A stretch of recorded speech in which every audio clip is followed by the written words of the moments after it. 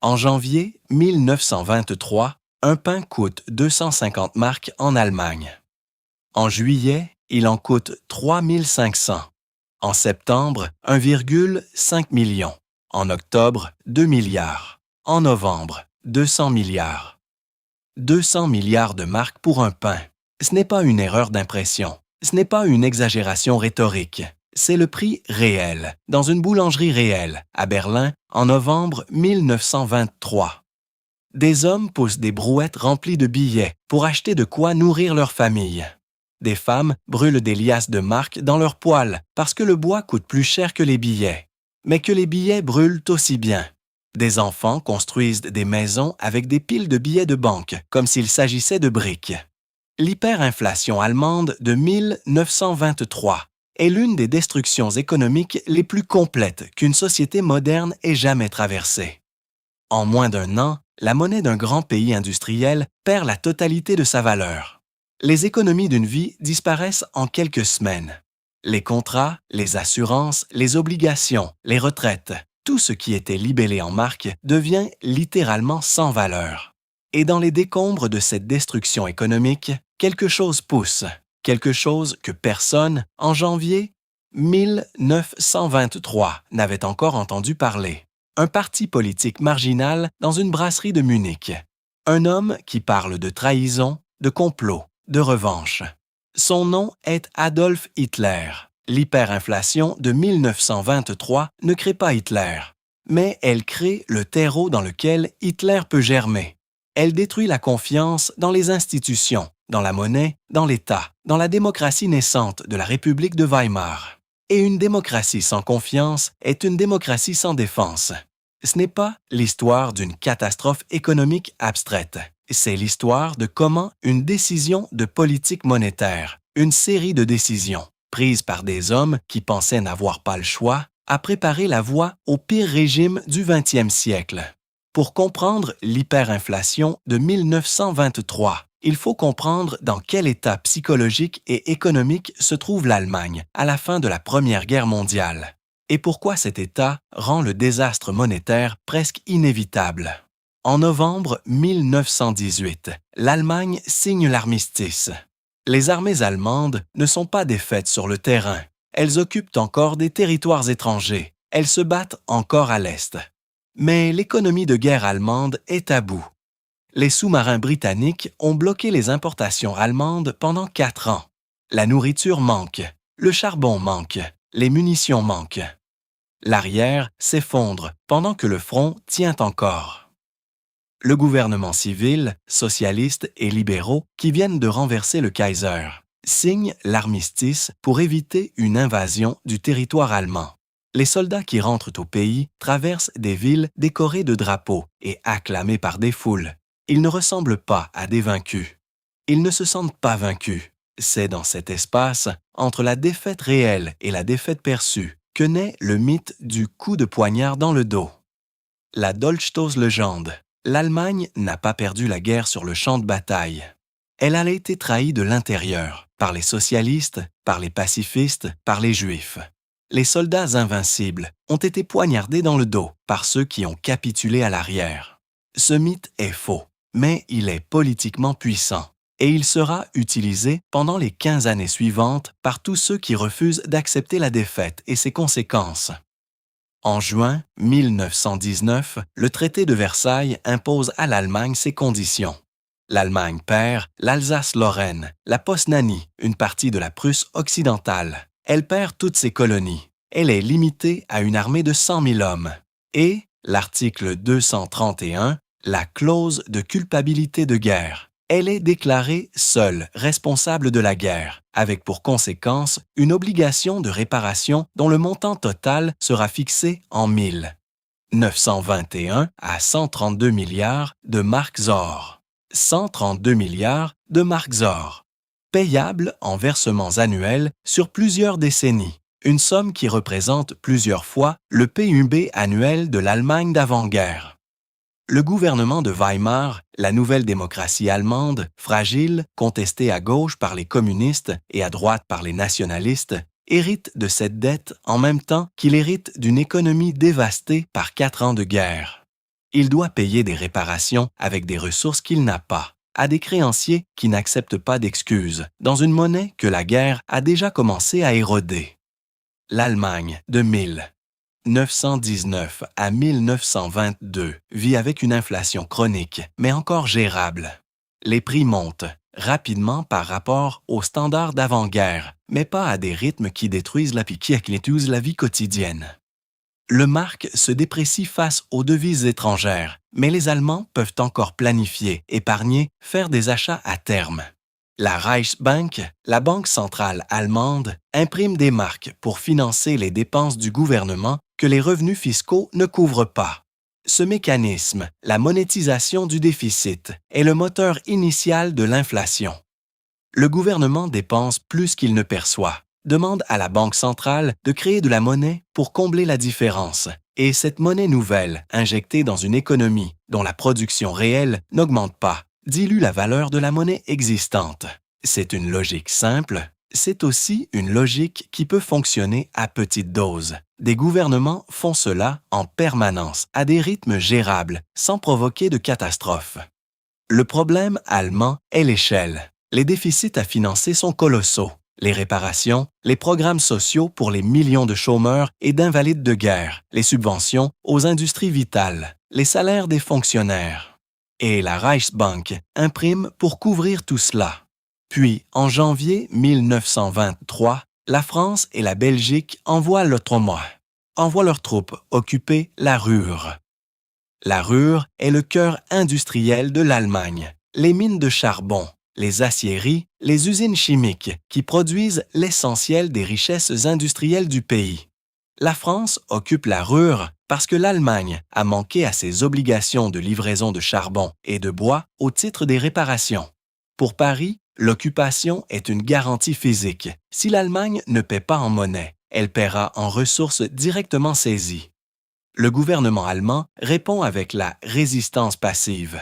Il appelle les travailleurs de la Ruhr à cesser le travail, à ne pas coopérer avec les occupants, à faire grève indéfiniment. Et il s'engage à payer les salaires des grévistes, tous les travailleurs de la Ruhr, pendant toute la durée de la résistance passive. C'est la décision qui transforme une inflation chronique en hyperinflation catastrophique. Payer les salaires de centaines de milliers de travailleurs en grève, sans aucune production correspondante, pendant des mois, cela exige des quantités de marques que les revenus fiscaux ne peuvent absolument pas couvrir. La Reichsbank imprime. Elle imprime massivement. Elle imprime à un rythme que ses propres dirigeants savent insoutenable, mais qu'ils justifient par l'urgence nationale. On ne peut pas laisser tomber les travailleurs qui résistent à l'occupant français. La planche à billets tourne 24 heures sur 24, 7 jours sur 7. Les imprimeries de la Reichsbank ne suffisent plus. Des imprimeries privées sont réquisitionnées et converties à l'impression de billets de banque. Des billets de plus en plus grosses coupures sont émis.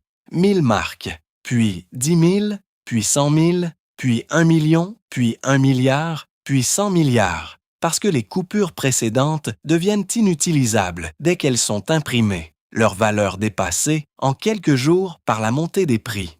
Les statistiques de l'hyperinflation sont stupéfiantes. Mais ce que l'hyperinflation fait à des êtres humains concrets, à leur comportement, à leurs relations, à leur psychologie, est encore plus révélateur de la catastrophe systémique en cours.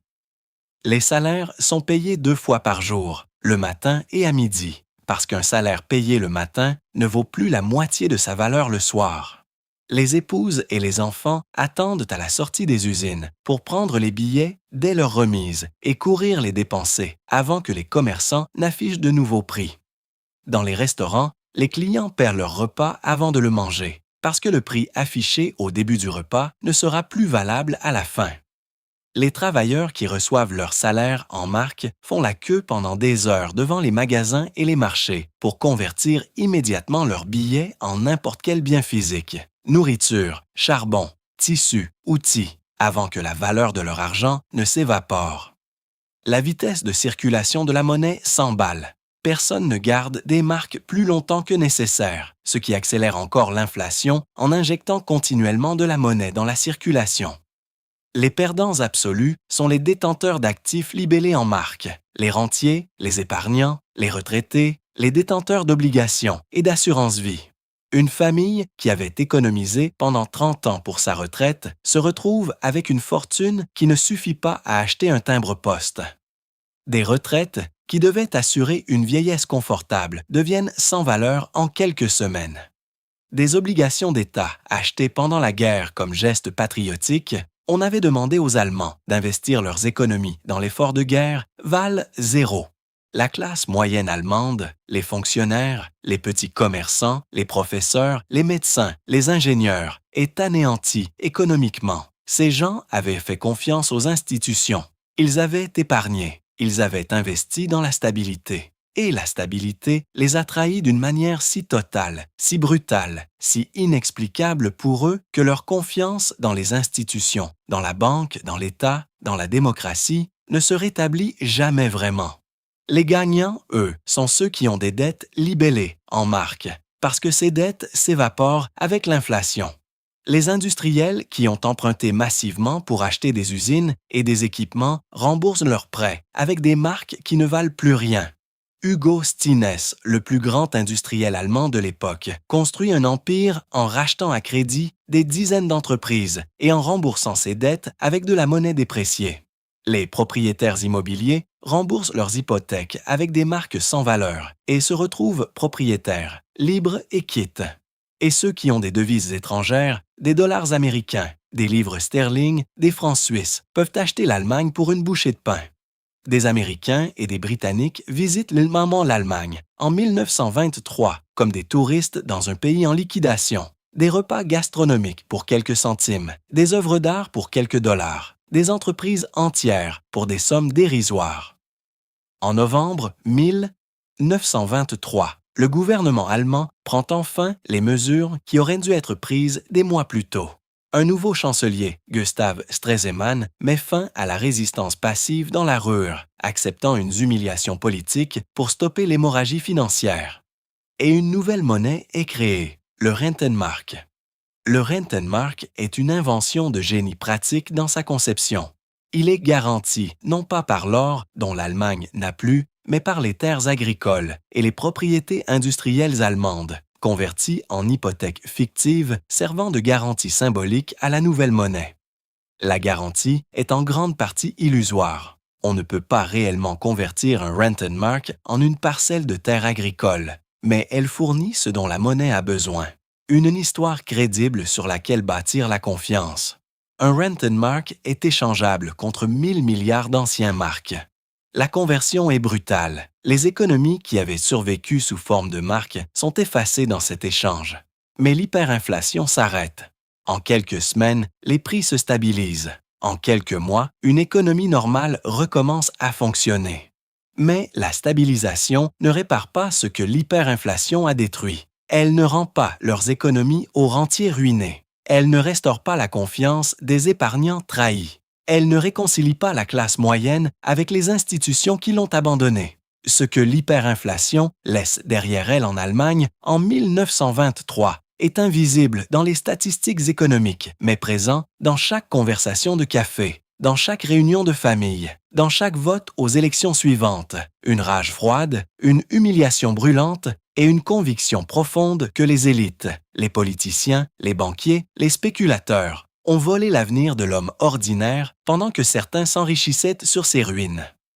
Le 8 novembre 1923, à Munich, dans la grande salle d'une brasserie, le Bürger Breukeler, un homme de 34 ans, grimpe sur une chaise et tire un coup de pistolet au plafond pour réclamer l'attention. L'hyperinflation est à son paroxysme. Le mark ne vaut plus rien. Le gouvernement est impopulaire au-delà de toute mesure. La République de Weimar semble sur le point de s'effondrer d'elle-même. Adolf Hitler proclame la Révolution nationale. Le lendemain, il mène une marche de 2000 hommes vers le centre de Munich. La police tire. 16 putschistes sont tués. Hitler est arrêté. Son coup d'État a échoué. Mais le procès qui suit est une tribune. Hitler parle pendant des heures, il accuse, il fulmine, il désigne les responsables, les politiciens de Weimar, les banquiers, les Juifs, de la catastrophe économique que les Allemands vivent. Il est condamné à 5 ans de prison. Il en sort après 9 mois. Pendant sa détention, il dicte Mein Kampf. En novembre 1923, Hitler n'est rien.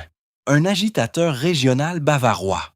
Un ancien caporal sans formation, sans réseau, sans argent. La tentative de putsch qu'il vient de rater serait due, dans des circonstances normales, mettre fin à sa carrière politique. Mais les circonstances ne sont pas normales, et l'hyperinflation a préparé le terrain d'une manière que personne ne mesure encore pleinement. Le lien entre l'hyperinflation de 1923 et l'ascension d'Hitler n'est pas direct. Entre 1924 et 1929, l'Allemagne connaît une période de relative stabilité, les années d'or de Weimar, portées par les prêts américains du plan Dawes, par la stabilisation du mark, par une reprise économique réelle. Hitler reste marginal. Le NSDAP obtient des résultats dérisoires aux élections de 1928, moins de 3% des voix. Puis vient le krach de Wall Street en octobre 1929. Les capitaux américains, qui financèrent la reprise allemande, se retirent massivement. Le chômage explose, 6 millions de chômeurs en 1932, soit un tiers de la population active.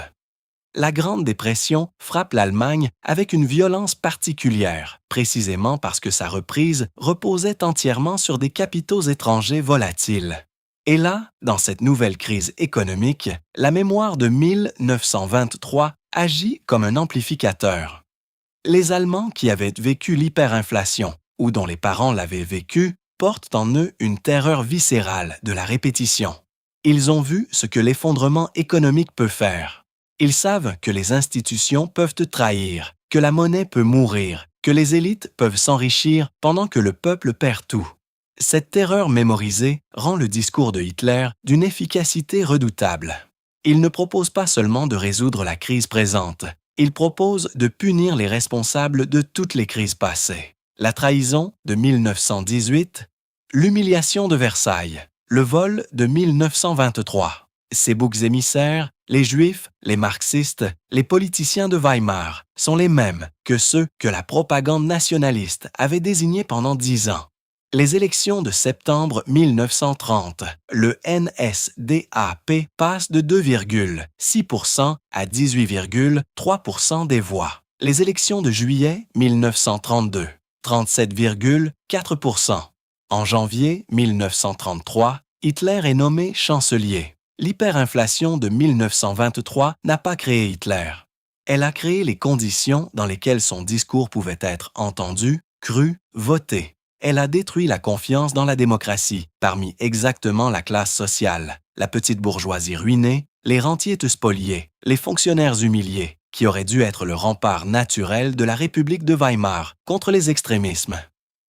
Une monnaie meurt, une démocratie vacille, un dictateur germe dans les décombres. L'hyperinflation allemande de 1923 est la démonstration la plus brutale de l'histoire moderne d'un principe que les économistes formulent depuis, avec plus ou moins de précision. La monnaie n'est pas neutre. Elle n'est pas un simple voile sur les transactions réelles. Elle est une institution sociale, un système de confiance collective dont l'effondrement détruit le tissu social avec une rapidité et une profondeur que peu d'autres catastrophes peuvent égaler. Ce que 1923 enseigne sur la monnaie. D'abord, une monnaie peut mourir. Pas métaphoriquement, littéralement. Une monnaie peut perdre la totalité de sa valeur, cesser de remplir ses fonctions et être remplacée par une autre. Et quand une monnaie meurt, elle emporte avec elle tout ce qui était libellé en elle, les économies, les contrats, les retraites, les obligations. Elle redistribue la richesse de manière radicalement régressive, des épargnants aux débiteurs, des petits aux grands, de ceux qui font confiance aux institutions à ceux qui les manipulent. Ce que 1923 enseigne sur la démocratie. Ensuite, les démocraties ne meurent pas seulement de coups d'État militaires. Elles meurent aussi de crises économiques qui détruisent moins la confiance dans les institutions parmi les groupes sociaux qui auraient dû les défendre. La classe moyenne allemande de Weimar n'était pas fasciste par nature. Elle est devenue fasciste parce que la démocratie avait permis, ou semblait avoir permis, la destruction de ses économies, de ses retraites, de son avenir. Et ce que 1923 enseigne sur la mémoire économique, enfin, les traumatismes financiers ne s'effacent pas avec la stabilisation. Ils s'inscrivent dans la culture, dans la psychologie collective, dans les comportements électoraux pour une génération entière. L'Allemagne de 1929 n'est pas l'Allemagne de 1913. C'est une Allemagne qui a déjà vécu la fin du monde économique une fois et qui sait que ça peut recommencer. Cette mémoire traumatique explique quelque chose que les observateurs contemporains ne comprennent pas. Pourquoi les Allemands votent pour Hitler malgré l'évidence de ce qu'il est? Parce que l'évidence de ce qu'il est semble moins terrifiante que la certitude de ce que Weimar avait déjà fait. Un pain à 200 milliards de marks. Une brouette de billets pour faire les courses. Et dans les décombres de cette absurdité économique, une voix qui promet que quelqu'un paiera pour tout ça. Cette voix a changé le monde, et elle a été rendue possible par une imprimerie qui n'a pas su s'arrêter à temps.